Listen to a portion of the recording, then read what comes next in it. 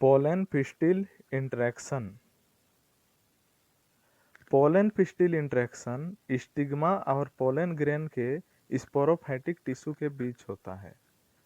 Pollen pistil interaction में pollen grain का stigma में डिपॉजिट होने के बाद पोलन ट्यूब का ओव्यूल तक पहुंचने तक के इवेंट को पोलन पिस्टिल इंटरेक्शन कहते हैं।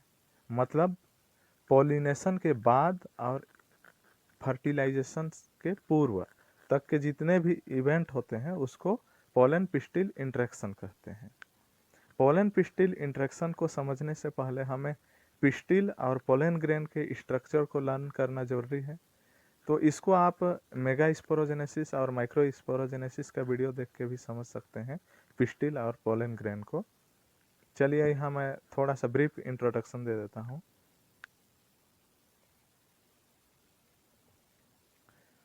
ये पिस्टिल है। पिस्टिल में हमें क्या क्या देखने को मिलता है?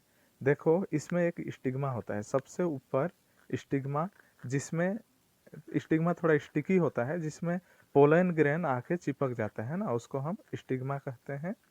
उसके नीचे वाला जो ऐसे गर्दन के जैसे है ना स्टाइलिश भाग, उसको स्टाइल कहते हैं। उसके बाद ये जो बड़ा मोटा वाला भाग है इसको ओवरी कहते हैं, और ओवरी के अंदर का जितना भी कैविटी है ना उसको लोक्यूल कहते हैं, है ना। अब लोक्यूल के अंदर क्या है? ओव्यूल है। ये पूरा भाग क्या कहलाएगा? ओव्यूल। तो ओव्यूल किस में लगा है? ये देखो फ्यूनिकल में। ये डंडी क्या है? फ्यूनिकल। और डंडी कहाँ जुड़ा है? एक बेस से, उसको हम कहते हैं प्लेसेंटा, है ना। ये नीचे वाला बेस को कहेंगे प्लेसेंटा, एक डंडी लगा है उसको फ्यूनिकल, और जहाँ पे ओव्यूल और फ्यूनिकल जुड़ते हैं उसको हम कहते हैं हाइलम। इस डार्क रीजन बनाया हूँ यहाँ पे, उसको हम हाइलम कहेंगे। अब ओव्यूल में क्या स्ट्रक्चर होता है? देखो, इसमें ओव्यूल के बाहर एक कवरिंग होता है जिसको कहते हैं इंटेग्यूमेंट, और ओव्यूल के अंदर का जो सेल भरे होते हैं उसको हम न्यूसेलस कहते हैं ना। एम्ब्रायोसेक के चारों तरफ सेल होते हैं, और उसके बाद एम्ब्रायोसेक होता है। एम्ब्रायोसेक में क्या क्या स्ट्रक्चर देखने को मिलते हैं? मैं थोड़ा जूम करता हूँ इसको। देखो, एम्ब्रायोसेक में माइक्रोपाइलिड की ओर सिनर्जिट्स देखने को मिलेंगे, 2 सेल, और सिनर्जिट्स के अंदर ऐसे ऐसे स्ट्रक्चर हैं जिसको हम फिलीफॉर्म अपरेटस कहते हैं। और हाँ, चलाजल एंड की ओर एंटीपोडल सेल देखने को मिलते हैं।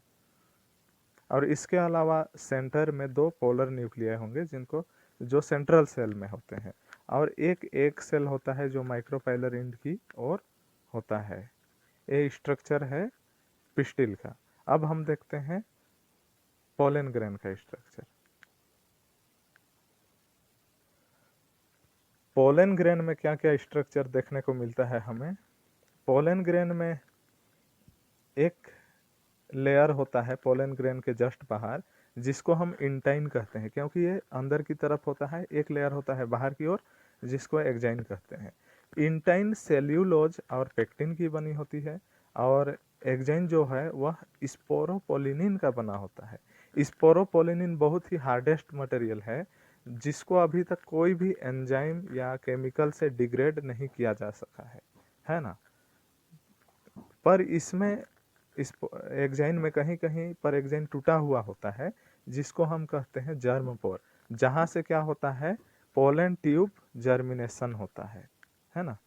इसके अलावा पोलन ग्रेन पूरा, अगर पोलन ग्रेन को लें तो इसमें क्या स्ट्रक्चर दिखाई देता है? जो बाहर वाला सेल होता है उसको हम वेजिटेटिव सेल कहते हैं, और उसके न्यूक्लियस को वेजिटेटिव न्यूक्लियस कहते हैं। और वेजिटेटिव सेल के साइटोप्लाज्म में एक सेल तैर रहा होता है जिसको हम कहते हैं जनरेटिव सेल। ये वाला छोटा सेल है ना। उसके अंदर के न्यूक्लियस को, जनरेटिव सेल के न्यूक्लियस को कहेंगे जनरेटिव न्यूक्लियस। अब ये जनरेटिव न्यूक्लियस में माइटोसिस होता है और 2 सेल बनते हैं यहाँ। तो इन दोनों सेल को हम कहते हैं मेल गैमिट। जब पोलन ट्यूब फॉर्मेशन होता है तब ये जनरेटिव न्यूक्लियस है ना, वो आगे आगे चलता है और 2 पीछे मेल गैमिट चलते हैं, है ना। आया समझ में इतने बात? अब हम देखते हैं पोलन पिस्टिल इंटरेक्शन का जो इवेंट है, मेन इवेंट है ना। हमने पढ़ा है पॉलिनेशन। पॉलिनेशन में क्या होता है, अलग अलग पॉलिनेटर एजेंट्स होते हैं जो पोलन ग्रेन को स्टिग्मा तक लाते हैं। जब स्टिग्मा में पोलन ग्रेन आ जाता है तब शुरू होता है पोलन पिस्टिल इंटरेक्शन। अब स्टिग्मा में दो तरह से पोलन ग्रेन आ सकते हैं। एक तो हो सकता है कि इंट्रा स्पेसिफिक पोलन ग्रेन हो, स्वयं के स्पीसीज का हो, और दूसरा हो सकता है किसी अदर स्पीसीज का हो।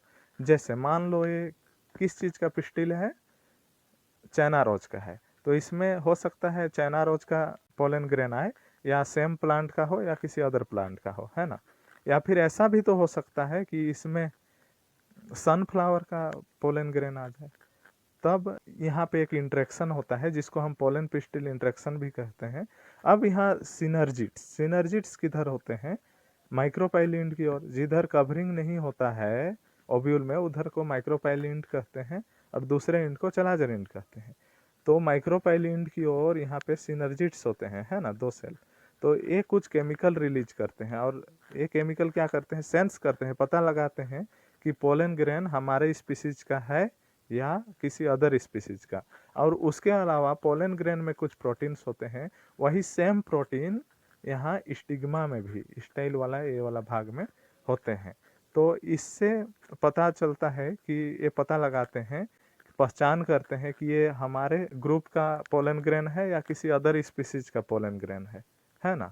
अगर उसी स्पीसीज का पोलन ग्रेन हो तब उसे स्टिग्मा अलाउ करती है जर्मिनेट करने के लिए, अन्यथा उसको रिजेक्ट कर देती है ना। और जो सेम स्पीसीज के राइट टाइप पोलन ग्रेन होते हैं उनको हम कहते हैं कंपैटिबल पोलन ग्रेन, और जो रॉन्ग टाइप पोलन ग्रेन होते हैं उसको इनकम्पैटिबल पोलन ग्रेन कहते हैं, है ना। अब देखो इसमें सही टाइप का पोलन ग्रेन मिल गया, सेम स्पीसीज का पोलन ग्रेन, तो क्या होता है आगे देखो अगला डायग्राम। इसमें देखो अब सेम स्पीसीज का पोलन ग्रेन है तो स्टिग्मा से कुछ सुक्री सब्सटेंस रिलीज होते हैं जिसको क्या करता है पोलन ग्रेन एब्जॉर्ब करता है। ये एब्जॉर्ब कर रहा है पोलन ग्रेन, है ना।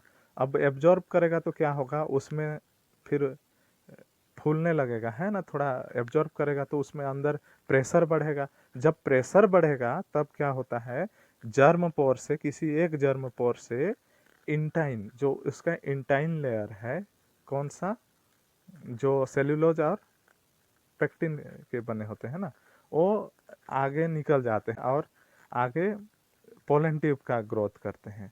और उसमें पोलन ट्यूब में वेजिटेटिव सेल का न्यूक्लियस आ जाता है और दोनों मेल गैमेट आ जाते हैं, और जितने भी सब्सटेंस होते हैं इसके अंदर पोलन ग्रेन के अंदर सभी आ जाते हैं पोलन ट्यूब में। अब पोलन ट्यूब ग्रो करने लगता है, देखो यहाँ ग्रो कर रहा है, तो पोलन ट्यूब ग्रो तो कर जाएगा, अब कहाँ जाएगा, आधा टेढ़ा कहीं भी चले जाएगा अंदर वो। तो उसको गाइड कौन करता है, सिनर्जिट्स में लगा फिलीफॉर्म ऑपरेटस। यहाँ सिनर्जिट्स में कुछ ऐसे ऐसे फिलीफॉर्म ऑपरेटस लगे होते हैं जो गाइड करते हैं कि पोलन ट्यूब को कहाँ आना है।